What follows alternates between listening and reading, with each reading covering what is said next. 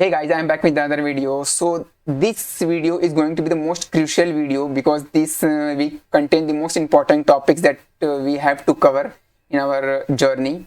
So this video is going to be quite long. So I have decided to cover this week 3 part in three videos. So I will cover the first video topics in which the topics are 3.1 as a introduction MongoDB Postgres installation, middleware global caches, response.json and response.send, middleware and request body, 3 ways of sending input to response, input validation, and in second video, fetch method authentication, local storage, cookie versus local storage, fetch versus Axios, and database. In week 3, third video, I will cover the DOM, finding HTML element, changing HTML element, adding HTML element, deleting HTML element, query selector, DOM event, onload and unonload function, DOM event listener, bubbling and capturing event. So this week is going to be the most crucial week because this contain the important topics of backend, basically backend. So this is one of the important week in cohort 2.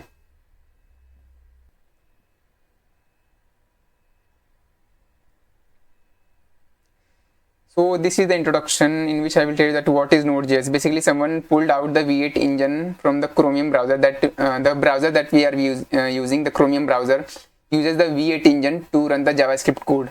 So someone pulled out the V8 engine from the Chromium browser and add some functionality to it and make it Node.js. So what is Node.js? Basically, Node.js is a runtime that is used to execute the JavaScript code in the backend. It is used to create the CLIs, games, HTTP servers, and video players. Second is how HTTP servers are created, using the framework we can use a different framework to create the HTTP server. So there are two frameworks basically here. I have mentioned Express and the Next.js. These are the sort of code that I have written that how can you create a HTTP server. So अगर तुम use कर रहे हो visual studio code, then तुम्हें पहले command run करना पड़ेगा अपने विजुअल स्टूडियो कोड के टर्मिनल में बेसिकली जाके. मैं दिखा देता हूँ एक बार तुम्हें. टर्मिनल कहाँ है?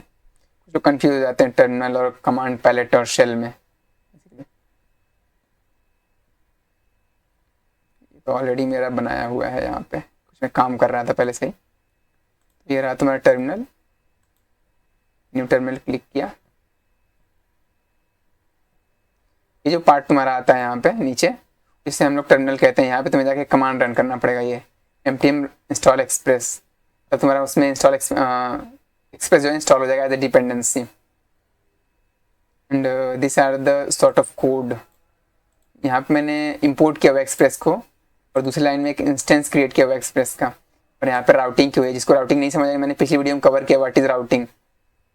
उसके बाद यहाँ पे मैंने पोर्ट डिफाइन किया, मतलब किस पोर्ट पे तुम्हारा जो है बैकएंड लिसन करेगा, सर्वर स्टार्ट होगा बेसिकली 3000 पे. और ये कोड है एक सिंटैक्स के basically syntax to start the server. अगर मैं यहाँ पे एरो फंक्शन हटा भी देता हूँ तब भी चल जाएगा.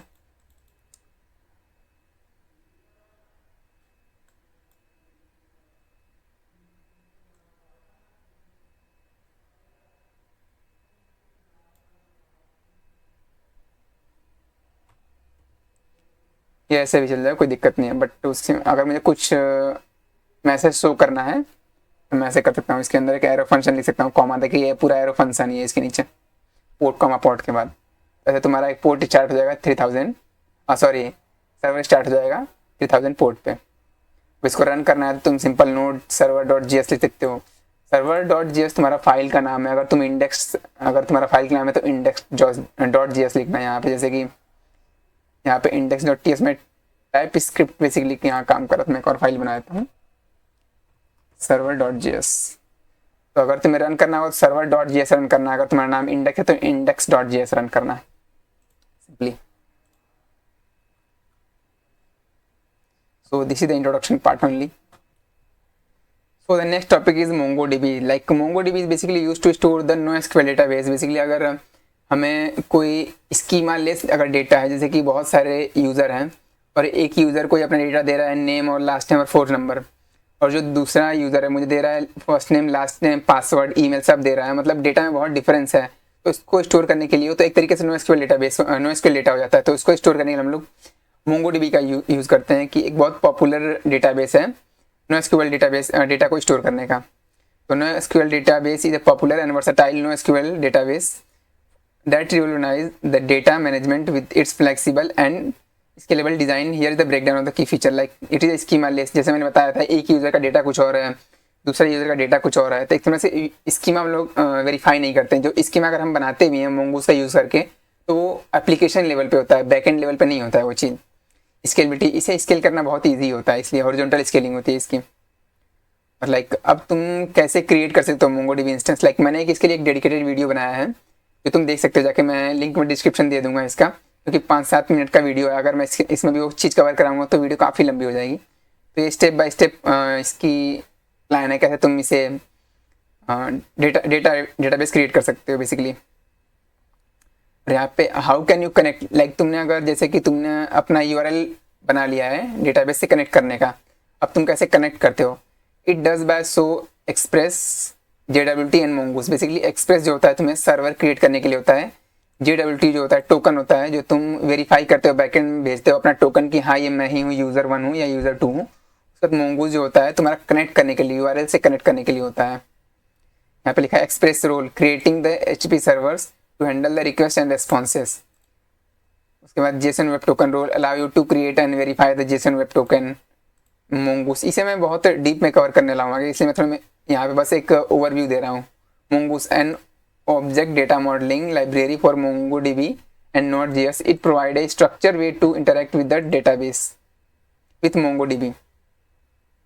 So in summary, while Express set up the server, JWT help you to user authentication and Mongoose facilitate interaction with the MongoDB database.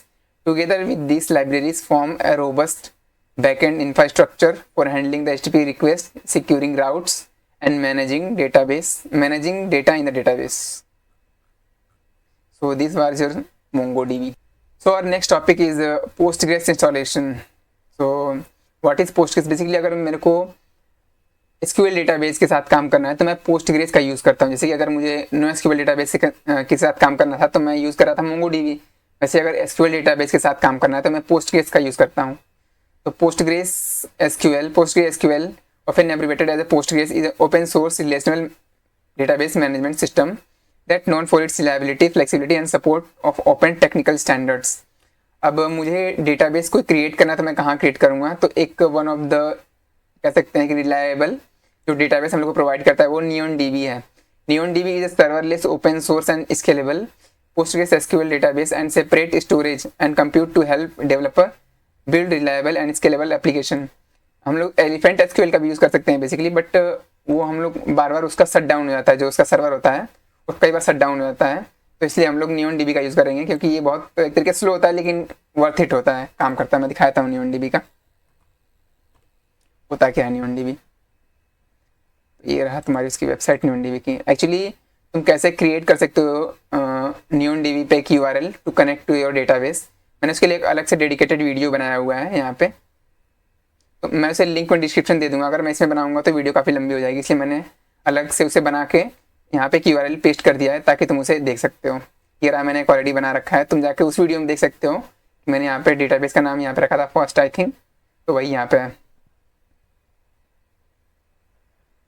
So the next topic is middleware and the global caches. So what are the middlewares? Middleware are basically used for the pre-checks and authorization. Like कोई teacher है तो उसको एक school में क्या क्या access, like किस class में जा सकता है, किस क्लास में नहीं जा सकता है. एक कोई स्टूडेंट है तो स्टूडेंट को क्या क्या एक्सेस हो सकता है अपने स्कूल में या कॉलेज में एक तरीके से. तो उसमें हम लोग उसका यूज़ करने के लिए हम लोग मिडलवेयर यूज़ करते हैं. And global catches are use for catching the error at a global level. Like अगर तुम कोई एरर डिफाइन करते हो, लाइक अगर 18 से अगर स्टूडेंट कम है तो अंडर एज आए, और 18 से ज़्यादा है तो अंडर एज के अबव आए. बट इसके अलावा भी कोई अगर एरर आता है तो उसको हम लोग हैंडल कर सकते हैं ग्लोबल कैचेस से. So first of all, middleware pre-checks form the core application of the logic in the context of the web framework. Like Express.js is a function that has access to request object, request response and next function in the application request response cycle. Middleware function can perform the various tasks such as the modifying the request or response object, ending the request response cycle और passing control to the next middleware. Like देखो अब हम लोग एक middleware बनाते कैसे हैं, ये एक चीज़ है. मैं एक फंक्शन दिखाता हूँ. जैसे कि ये रहा एक मिडलवेयर मैंने बनाया हुआ है, उसमें हम लोग 3 इनपुट्स वो पास करते हैं. इसमें हम लोग 3 इनपुट पास करते हैं, रिक्वेस्ट, रेस्पॉन्स एंड नेक्स्ट। जो तुम्हारा रिक्वेस्ट रेस्पॉन्स तुम ऑलरेडी जानते हो, जैसे कि कोई अगर मुझे डेटा लेना है, अगर क्लाइंट ने दिया तो रिक्वेस्ट, रेस्पॉन्स मुझे कोई शो करना है तो उसके लिए रेस्पॉन्स, और नेक्स्ट जैसे कि एक मिडिलवेयर मैंने लिखा, उसके बाद मुझे ये पास करना है नेक्स्ट मिडिलवेयर, मतलब एक प्री चेक हो गया और दूसरा प्री चेक पास करना है मुझे दूसरे मिडिलवेयर पे, तो उसके हम लोग नेक्स्ट कीवर्ड का यूज़ करते हैं। तो यहाँ पे शुरू में दिखाया था तुम्हें, थोड़ा सा कोड है। यहाँ पे मैंने एक्सप्रेस इंपोर्ट किया हुआ है, फिर JWT इंपोर्ट किया हुआ है।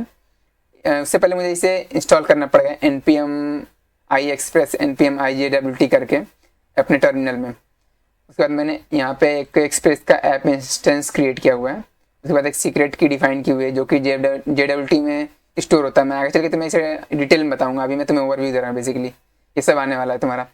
अब यहाँ पे मैंने एक मिडल वेयर बनाया है, जैसे कि 3 इनपुट्स यहाँ पास किया हुआ है। उसके बाद मैं एक टोकन बना रहा हूँ रिक्वेस्ट डॉट हेडर से, सॉरी टोकन निकाल रहा हूँ हेडर से, रिक्वेस्ट डॉट हेडर से।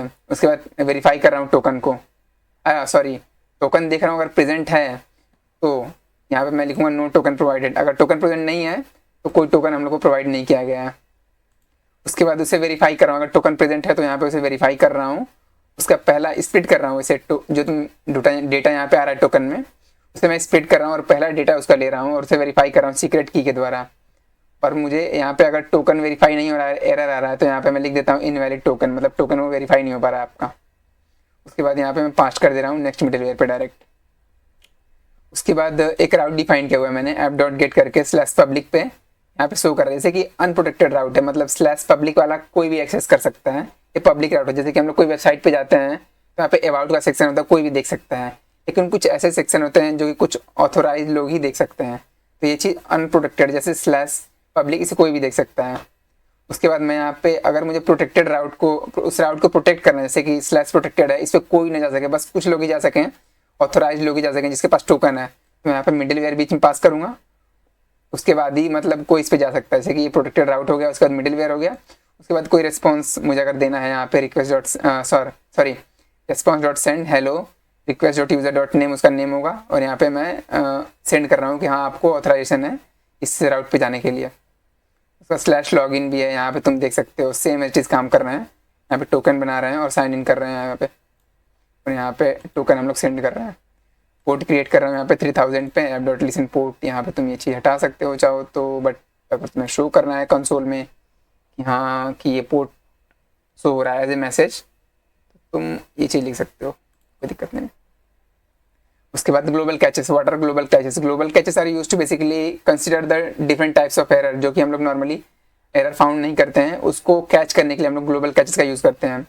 ग्लोबल कैचेस और error handling middleware is use specially type of middleware function Inn Express that has 4 argument instead of 3 argument. Like जो हम लोग मिडलवेयर बना रहे थे, यहाँ पे देखो मिडलवेयर कहीं बनाया था अभी हमने, सॉरी ये रहा, उसमें हम लोग 3 इनपुट पास कर रहे थे। लेकिन जब हम लोगों को ग्लोबल कैचेस एक तरीके से बनाना होता है, ग्लोबल मिडलवेयर, तो हम लोग 4 इनपुट पास करते हैं, error, request response and next. इसमें भी सेम है चीज़, वही है, रिक्वेस्ट रेस्पॉन्स और नेक्स्ट मतलब दूसरे मिडलवेयर पे शिफ्ट करने के लिए, और एरर जो है एरर कैच करने के लिए। यहाँ पे छोटा सा एप्लीकेशन है, सॉरी कोड है। If you are using the Express in Node.js you can set up the global error handling middleware to catch the error in the routes. यहाँ पे मैंने एक्सप्रेस एप्लीकेशन इंपोर्ट किया हुआ है, यहाँ पे एक्सप्रेस इंस्टेंस क्रिएट कर रहा हूँ, यहाँ पे मैं मिडलवेयर अपना बना रहा हूँ ग्लोबल कैच का, error, request response and next. ये सिंपल कोड है, तुम समझ सकते हो, इसमें कोई दिक्कत नहीं आएगी तुम्हें। और यहाँ पे पोर्ट डिफाइन है, सिंपल। ये था तुम्हारा middleware and global catches. So middleware का बहुत यूज होता है ऑथराइजेशन केसेस में, जैसे कि हम लोग कोई वेबसाइट बनाते हैं और अगर बहुत सिक्योर वेबसाइट बनानी है कि मतलब हाँ किसको कहाँ एक्सेस है, किसको कहाँ एक्सेस नहीं है, तो हम लोग बेसिकली मिडलवेयर का बहुत यूज़ करते हैं उसमें। सो और next topic is response dot send और रेस्पॉन्स डॉट जेसन। तो मान लो कि अब क्लाइंट ने मुझे कोई डेटा दिया, अब क्लाइंट को मुझे कुछ भेजना है फ्रंट एंड पे, तो मैं कैसे भेजूँगा? तो उसको रेस्पॉन्स डॉट सेंड करके भेज सकता हूँ या रेस्पॉन्स डॉट जेसन। अगर कोई नॉर्मल टेक्स्ट है तो या मैसेज, उसे मैं रेस्पॉन्स डॉट सेंड में भेज दूंगा। लेकिन अगर कोई जेसन डेटा है, की वैल्यू के फॉर्म में है, तो मुझे उसे JSON response dot JSON middleware से करके भेजना पड़ेगा। Response dot send sends a response of various types like string, buffer, object etcetera. Express try to guess the content type based on their data provided. तो यहाँ पे देखो response dot send hello world, यहाँ पे normal data text data में भेज रहा हूँ, but response dot Jason send Jason response, it automatically send the content type, header और एप्लीकेशन जेसन। लाइक अगर मुझे जेसन डेटा भेजना है और वो रिकॉग्नाइज होना चाहिए, वो जेसन डेटा है, वो बैकएंड रिकॉग्नाइज करे कि हाँ वो जेसन डेटा है, तो उसके लिए मुझे मिडलवेयर यूज़ करना पड़ता है response.json करके। Like importance of app dot use, उसको हम लोग यूज़ कैसे करते हैं, इसको इंस्टॉल कैसे इंस्टॉल कर रहे हैं, उसको यूज़ कैसे करते हैं, तो हम लोग को ये लाइन लिखनी पड़ती है ऐप डॉट यूज express.json करके। नीचे यहाँ पे लिखा हुआ है express.json is the middleware that parses incoming JSON payload in the request body. It is crucial for dealing with the JSON data sent in the request body. JSON is a post or put request without the middleware. You might receive the JSON data as a raw string and you need to manually parse it. अगर हम लोग को अगर JSON data मिलता है तो हम लोग को उसे मैनुअली पास करना पड़ेगा, अगर हम लोग express.json यूज़ नहीं करते हैं तो। यहाँ पे देखो, यहाँ पे लिखा हुआ है कि एक्सप्रेस का मैं यहाँ पे एक्सप्रेस इंपोर्ट कर रहा हूँ, यहाँ पे एक ऐप इंस्टेंस क्रिएट कर रहा हूँ एक्सप्रेस का। उसके बाद यहाँ पे जो लिखा है मैंने, ये जो लाइन है यही एंटरटेन करेगी तुम्हारी सभी जेसन के डेटा को कि हाँ ये एक तरीके से प्रोवाइड कर रही है कि हाँ ये जेसन डेटा है, ये एनालाइज कर रही है कोई भी डेटा को कि ये जेसन डेटा है कि नहीं है। तो यहाँ पे उसके लिए मुझे ये लाइन लिखनी पड़ती है ऐप डॉट यूज, जो भी डेटा आ रहा है उसे रिकॉग्नाइज करो express.json से, like middleware to pass the JSON data in request body. यहाँ पे मैं पोस्ट रिक्वेस्ट डाला हूँ API/डेटा पे एक राउट है, उसके बाद request response constant JSON data is equal to request dot body से मैं मतलब जो भी बॉडी में डेटा क्लाइंट ने भेजा है मुझे वहाँ पे बैकएंड में उसे निकाल रहा हूँ, उसके बाद उसे प्रोसेस कर रहा हूँ response.json सक्सेस ट्रू। तो ये था सिंपल कोड तुम्हारा response.send और response.json का। So our next topic is middleware and request body. So I have to tell some sort of difference between the middlewares. So in this like request.body, request.parameters and request.header. तो request.query और request.header होता है, उसमें हम लोग different types of data pass नहीं करते हैं। बेसिकली जो डिफरेंट टाइप्स ऑफ डेटा है वो हम लोग request.body में पास करते हैं। तो जो हम लोग request.query होता है, request.header होता है, उसको यूज़ करने के लिए हम लोगों को कोई अलग एक्सटर्नली एक मिडलवेयर यूज़ नहीं करना पड़ता है। बट request.body को यूज़ करने के लिए हम लोग को एक एक्सटर्नल अगर जेसन डेटा है उसको यूज़ करने के लिए हम लोग को एक मिडलवेयर यूज़ करना पड़ता है जो होता है express.json। अब इसे पढ़ लेते हैं। request.query and request.header don't require the middleware because they represent the query parameter and header of the incoming request respectively express automatically pass them. तो एक्सप्रेस को एक्सटर्नली जरूरत नहीं पड़ती किसी मिडलवेयर को यूज़ करने के लिए, बेसिकली ये पैरामीटर और हेडर पास करते हैं। request.body require the middleware like express.json to pass the request body especially when the body contain the JSON data। मैं जैसा मैंने कहा था कि बॉडी में हम लोग कई तरीके का डेटा पास कर सकते हैं, कई तरीके का डेटा पास कर सकते हैं जिसमें कि JSON डेटा भी हो सकता है, इसे हम लोग express.json यूज़ करते हैं middleware. Other middleware like express.url encoded, basically अगर कोई फॉर्म का डेटा होता है उसे हम लोग को यूज़ करना है तो हम लोग इसी मिडलवेयर का यूज़ करते हैं express.url encoded use for parsing the form data in the request body. एक छोटा सा एप्लीकेशन है, जैसे कि मैंने यहाँ पे एक्सप्रेस बनाया हुआ, इंपोर्ट किया हुआ एक्सप्रेस रिक्वेस्ट एंड रिस्पॉन्स, यहाँ पे ऐप बनाया हुआ है, इंस्टेंस क्रिएट किया हुआ है एक्सप्रेस का, पोर्ट डिफाइन है। यहाँ पे अगर रिक्वेस्टेड बॉडी मुझे डेटा एक्सेस करना है या काम करना है जेसन डेटा के साथ तो ये मिडलवेयर मुझे यूज़ करना पड़ रहा है। उसके बाद एक पोस्ट मैंने राउट बनाया हुआ है एक्चुअली, यहाँ पे रिक्वेस्ट रिस्पॉन्स, ये तुम्हारा जो दीवार लिखा हुआ है यहाँ पे रिक्वेस्ट रिस्पॉन्स, ये तुम जब टाइप स्क्रिप्ट पढ़ोगे आगे चल के तो पता चलेगा क्या होता है कैसे होता है।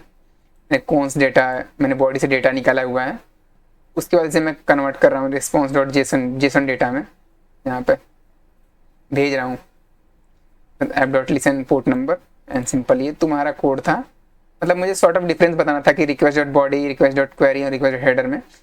request.query और request.header को यूज़ करते हो तुम्हें कोई एक्सटर्नल मिडलवेयर यूज़ नहीं करना पड़ता है, बट request.body को यूज़ करते हो तुम्हें एक्सटर्नली एक या एक से ज़्यादा तुम्हें यूज़ करना पड़ता है मिडलवेयर, जो कि तुम्हारा डेटा पार्स कर सके ताकि वो जान जाए कि हाँ कैसा डेटा है, जेसन डेटा है, फॉर्म डेटा है, ये कैसा डेटा है।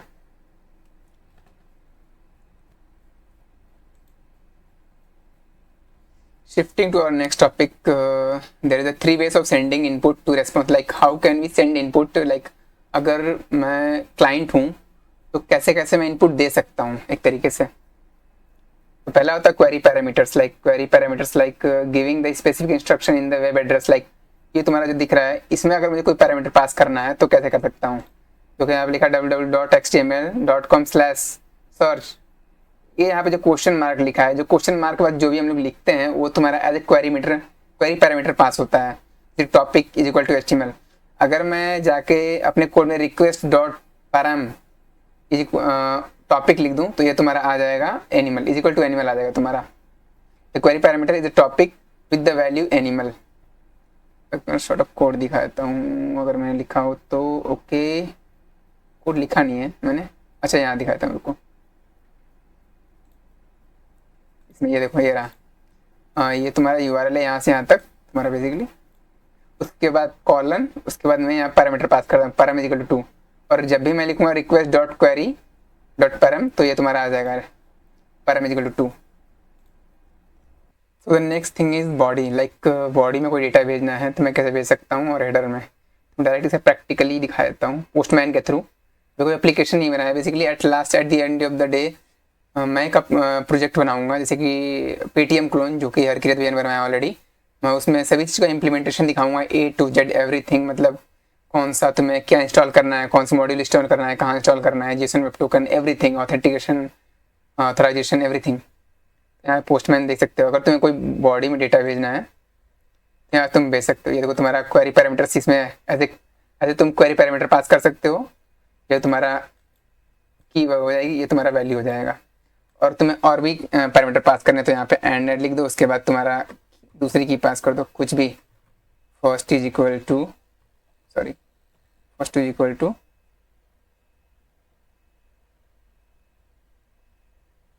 GUL गूल, ये तुम्हारा दूसरा पैरामीटर हो जाएगा। लेकिन अब तुम्हें हेडर में डेटा पास बॉडी में डेटा पास करना है तो यहाँ तुम बॉडी में जाके बेसिकली इसमें तुम जेसन डेटा ही पास करते हो। यहाँ पे तुम मैसेज हाई लिख सकते हो, यहाँ पे तुम नेम लिख सकते हो कॉलन। ये केस सेंसिटिव होता है याद रखना। तो जो तुम वहाँ बैकएंड डेटा लिखोगे एज ए नेम अगर लिख रहे हो तुम, अगर कैपिटल में तो यहाँ पे कैपिटल में ही नेम लिखना। यहाँ पे नेम राकेश पास करना पड़ेगा तुम्हें। तो तुम last name, first name, email ID सब पास कर सकते हो, बट इतना ध्यान रखना यहाँ पे कॉमा होगा। उसके बाद तुम्हारा खत्म हो जाएगा। तो ध्यान रखना कि तुम्हारा केस सेंसिटिव होता है तो यहाँ पे तुम जेसन के फॉर्म में डेटा पास करोगे। उसके बाद अगर तुम्हें हेडर में डेटा पास करना है तो यहाँ पे ऑथराइजेशन लिखो, कोई वैल्यू तो वैल्यू लिख दो, या तो डिस्क्रिप्शन लिख दो। फिर तुम्हारा हेडर कवर हो गया है। Body, when you fill out a form in a website the detail you enter name email go in the body of the request. जैसे कोई तुम डेटा भरते हो फॉर्म में तो वो तुम्हारा बॉडी में ही जाता है। Use case great for sending the lots of information specially when you are submitting the something like a form. Header could include the things like your identity or type of data you are sending. Use case perfect for passing the along special information that does not fit neatly in the URL। जैसे कि URL तुम भेज नहीं सकते और body में बहुत ज़्यादा डेटा हो जा रहा है, बट तुम हेडर में भेजना चाहते हो, तुम इसमें भेज सकते हो हेडर में। Like who you are and how to handle the data। Next is global catches, जो कि मैंने पहले ही पढ़ा रखा है। ग्लोबल कैचेस होते क्या है कि ग्लोबली किसी भी एरर को हैंडल करने के लिए काम आते हैं। Global catches are the error handling middleware in the special type of middleware function in Express that has a 4 argument instead of 3 argument। Middleware में तुम्हारा जो होता है वो तुम्हारा 3 आर्गुमेंट होता है और तुम्हारा ग्लोबल कैचेस में 4 आर्गुमेंट होता है। Error, request, response and next. Express recognise it as the error handling middleware because of this 4 argument. यहाँ तुम देख सकते हो छोटा सा मिडिलवेयर बनाया गया हुआ है। रिस्पॉन्स में तुम भेज रहे हो status 5000.json error is equal to something went wrong.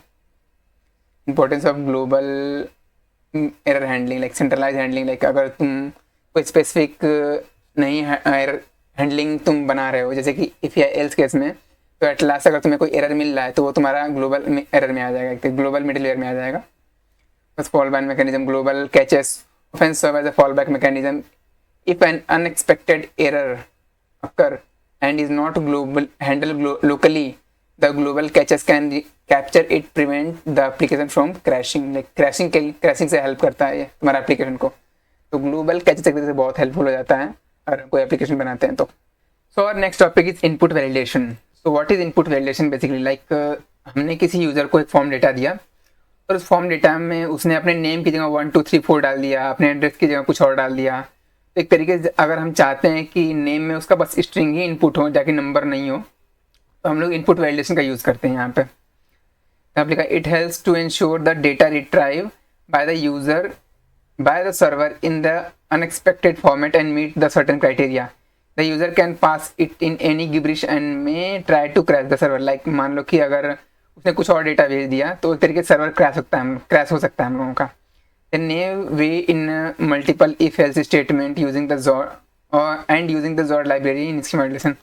मान लो कि अगर हम लोग को यूज़ करना है, उसको वैलिडेट करना, तो कैसे करेंगे? एक पहला तरीका होगा इफ एल्स का स्टेटमेंट यूज़ करके, कि हम लोग पहले जज करें डेटा है क्या, स्ट्रिंग है कि क्या है, बुलियन है कि नंबर है कि क्या है। कि हम लोग जॉर्ड का यूज़ कर सकते हैं, एक लाइब्रेरी होती है स्कीमा वैलिडेशन के लिए। तो अभी हम लोग रॉ फॉर्म में यहाँ पे बता रहा हूँ कि रॉ फॉर्म में विदाउट जॉर्ड लाइब्रेरी हम लोग कैसे काम करना है। सिंपल, मैंने यहाँ पे एक एक्सप्रेस एप्लीकेशन क्रिएट किया हुआ है। यहाँ पे इंस्टेंस क्रिएट कर रहा हूँ, यहाँ पे जेसन डेटा को हैंडल करने के लिए मिडलवेयर यूज़ कर रहा हूँ। यहाँ पे एक राउट्स बना रहा हूँ जो कि अब इसी को हैंडल कर रहा है, कैर फंक्शन है। यहाँ पे मैं यहाँ पे रिक्वेस्ट बॉडी से दो चीज़ निकाल रहा हूँ, यूज़र नेम और पासवर्ड। अब चेक कर रहा हूँ कि यूज़र नेम जो है, यहाँ पे यूज़र नेम है भी कि नहीं है पहले। उसके बाद टाइप ऑफ यूज़र नेम अगर स्ट्रिंग है, अगर नहीं है, मतलब टाइप ऑफ यूज़र नेम अगर स्ट्रिंग नहीं है, या यूज़र नेम डॉट लेंथ 3 से कम है, या पासवर्ड तुम्हारा नहीं है, या पासवर्ड जो है तुम्हारा स्ट्रिंग नहीं है, या पासवर्ड का लेंथ लेस देन 6 है, तो मैं तुम्हें एरर या इनपुट इनवैलिड इनपुट यहाँ पे शो कर रहा हूँ। जबकि मुझे इतना बड़ा कोड लिखना पड़ रहा है एक इनपुट वैलिडेशन के लिए, और यहाँ पे तुम्हें सिंपली एक जेसन डेटा तुम्हें आउटपुट दे रहा हूँ, response dot Jason success true करके। पोर्ट डिफाइन है, यहाँ पे पोर्ट लिसन कर रहा है, सिंपल है। अब इसको मैं जॉर्ड के थ्रू कैसे बना रहा हूँ, देखो जॉर्ड के थ्रू काफ़ी ईजी हो जाता है। यहाँ पे मैंने एक्सप्रेस एप्लीकेशन क्रिएट किया, यहाँ पे मैं जॉर्ड इंस्टॉल करना पड़ेगा हम लोग को। जॉर्ड बेसिकली अगर यूज़ कर रहे हो तो npm i जॉर्ड कर लेना अपने टर्मिनल में। अगर तुम यूज़ कर रहे हो रेपलिट पे तो मैं उसकी ज़रूरत नहीं पड़ेगी, सीधा यहाँ से इंपोर्ट कर लेना हो जाएगा। यहाँ से एक्सप्रेस एक इंस्टेंस क्रिएट किया हुआ है मैंने, यहाँ पे जेसन डेटा को हैंडल करने के लिए मिडलवेयर है। उसके बाद यहाँ पे मैं एक स्कीमा क्रिएट कर रहा हूँ ताकि जो डेटा आए मैं उसे वैलिडेट कर सकूँ। तो यहाँ पे लिखा है मैंने लॉगिन स्कीमा, सिंपल कुछ भी नाम दे सकते हो, लेकिन यहाँ पे तुम्हें लिखना पड़ेगा z डॉट ऑब्जेक्ट, जो कि यहाँ से मैंने z के नाम से इंपोर्ट कराया है। तो यहाँ पे लिखा हूँ z डॉट ऑब्जेक्ट। यहाँ पे एक ऑब्जेक्ट बना रहा हूँ मैं, simply user name is equal to colon z dot string, मतलब ये जो होगा यूज़र नेम जो होगा वो स्ट्रिंग होगा और उसकी मिनिमम लेंथ होगी 3। उससे कम में डालोगे तो वैलिडेट नहीं होगा, मतलब एरर बताएगा। और पासवर्ड जो होगा तुम्हारा ये भी होगा z dot string, minimum length 6। यहाँ पे तुम स्ट्रिंग की जगह बुलियन लिख सकते हो, इंटीजर लिख सकते हो, नंबर लिख सकते हो। तो अभी मैं नीचे दिखाऊंगा क्या क्या ऑप्शन होते हैं तुम्हारा मतलब इनपुट वैलिडेशन के लिए। यहाँ पे एक पोस्ट राउट क्रिएट किया हुआ है, यूज़र नेम और पासवर्ड ले रहा हूँ रिक्वेस्टेड बॉडी से। उसके बाद उसे वैलिडेट कर रहा हूँ कि लॉगिन डॉट स्कीमा में उसे पास कर रहा हूँ, जो मैंने यहाँ पे डेटा निकाला है, और उसे पास कर रहा हूँ इस स्कीमा में, लॉगिन स्कीमा डॉट पास यूज़र नेम और पासवर्ड। और यहाँ पे देखूँगा कि मुझे क्या मिला, response dot Jason success true. अगर मेरा यहाँ पे ट्रू आ जा रहा है तो इसमें तुम्हारा ट्रू प्रिंट हो जाएगा। अगर कुछ एरर आ रहा है तो ये इसमें आ जाएगा एरर फॉर्म में कि इनवैलिड इनपुट। यहाँ पे पोर्ट डिफाइन है, सिंपली यहाँ पे ऐप डॉट लिसन पोर्ट है, तुम समझ सकते हो। उसके बाद जॉर्ड है क्या बेसिकली? अब जॉर्ड एक तरीके से कह सकते हैं लाइब्रेरी है, हम लोग यूज़ कर सकते हैं इनपुट वैलिडेशन के लिए, जो कि यूज़र तुम जो डेटा देता है user. Zod is a TypeScript first schema declaration and valid library. Basic type मतलब एक कौन कौन सा सपोर्ट करता है। पहला होता है तुम्हारा बेसिक टाइप जो होते हैं, Zod provide the basic type like string, number, boolean, null, undefined. यहाँ पे डिफाइन कर रहा हूँ स्ट्रिंग डेटा टाइप को। ऑब्जेक्ट डॉट स्कीमा बेसिकली एक स्कीमा क्रिएट करने के लिए हम लोग स्कीमा भी क्रिएट कर सकते हैं। अगर कोई सिंगल डेटा पे हम लोग को लगाना है तो वैसे हम लोग कर सकते हैं, और मल्टीपल डेटा पे लगाना है तो हम लोग एक स्कीमा क्रिएट कर सकते हैं, जैसे कि z dot object user name string होना चाहिए, ए जो है नंबर होना चाहिए, फ़ोन नंबर जो तुम्हारा होगा वो तुम्हारा नंबर में आ जाएगा, एड्रेस तुम्हारा स्ट्रिंग में आ जाएगा। उसके बाद एरे स्कीमा, अगर मुझे एक एरे बनाना है स्कीमा का, देखो यहाँ पे number schema is equal to z dot array, मतलब एक एरे बन गया है, उसमें तुम्हारा बस नंबर ही फीड होंगे उस एरे में, तो तुम एरे बना सकते हो नंबर्स का है बेसिकली ऐसे। और जो सपोर्ट करता है जोड़ है वो यूनियन और इंटरसेक्शन, जैसे कि तुमने दो स्कीमा बनाया, एक यूज़र 1 का स्कीमा बनाया, एक यूज़र 2 का स्कीमा बनाया।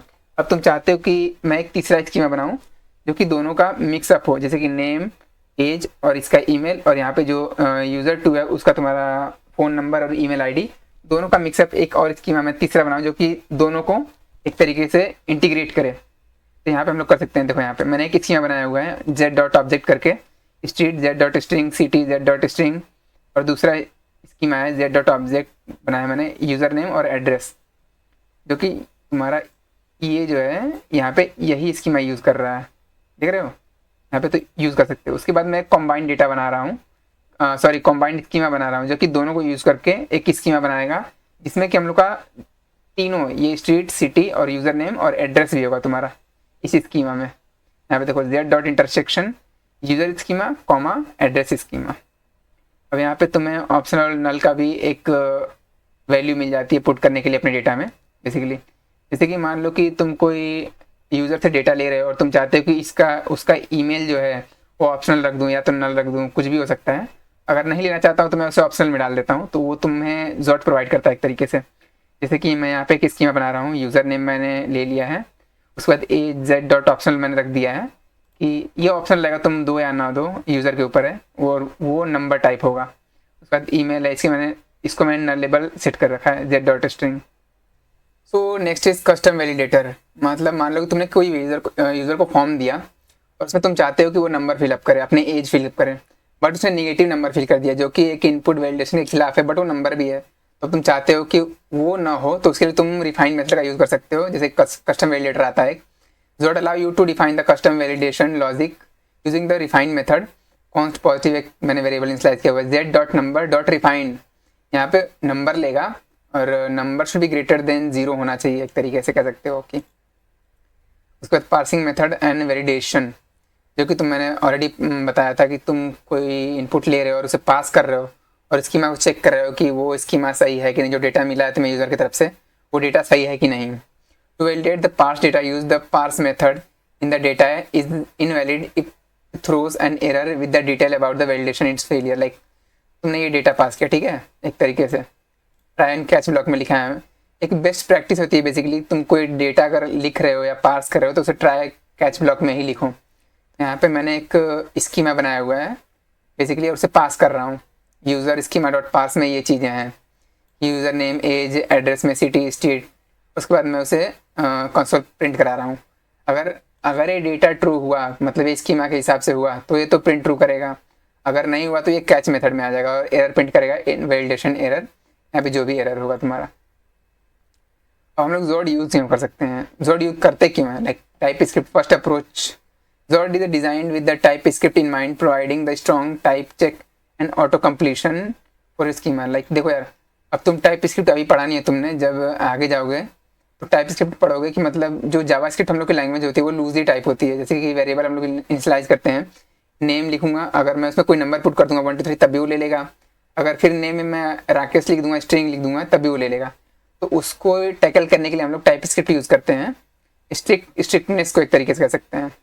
उसके बाद वैलिडेशन, पार्सिंग जोड वैलिडेट करने के लिए rich set of feature in Zod, मतलब काफ़ी तुम्हें फीचर्स मिल जाते हैं। Include a variety of the features such as custom validation, optional nullable, union intersection, making it powerful tool for the data validation in your application. Like तुम अगर raw form में JavaScript से लिखते हो ये चीज़ें, लाइक ऊपर तुम्हें दिखाता हूँ, ये तुमने लिखा है, तो तुम्हें ऐसे लिखना पड़ जाएगा रॉ फॉर्म में अगर तुम जावास्क्रिप्ट का यूज़ करते हो बस। तो अगर तुम जोड का यूज़ करते हो तो तुम्हें एक छोटा लाइक रीडेबल लाइन तुम्हें मिल जाएगी, एक तरीके से हैंडलिंग भी हो जाएगी, एक कोड रीडेबल फॉर्म भी हो जाएगा अगर तुम जोड यूज़ करते हो तो। ये था इनपुट वैलिडेशन। और अगर मैं बता दूँ इसका मैं इम्प्लीमेंटेशन नहीं दिखा रहा हूँ कोड का, क्योंकि वीडियो काफ़ी लंबी हो जाएगी। लास्ट में एक प्रोजेक्ट बनाऊँगा, एक पेटीएम क्लोन करके जो अर्पित भैया ने बनवाया है, उसमें मैं सभी का यूज़ करने वाला हूँ, जितना भी अब तक जो मैं अभी पढ़ा रहा हूँ, जो कवर कर रहा हूँ अपने जर्नी में, उसका यूज़ करूँगा पेटीएम क्लोन में डायरेक्ट। तो तुम वहाँ देख सकते हो अगर चाहो तो कैसे कैसे यूज़ होता है हर चीज़।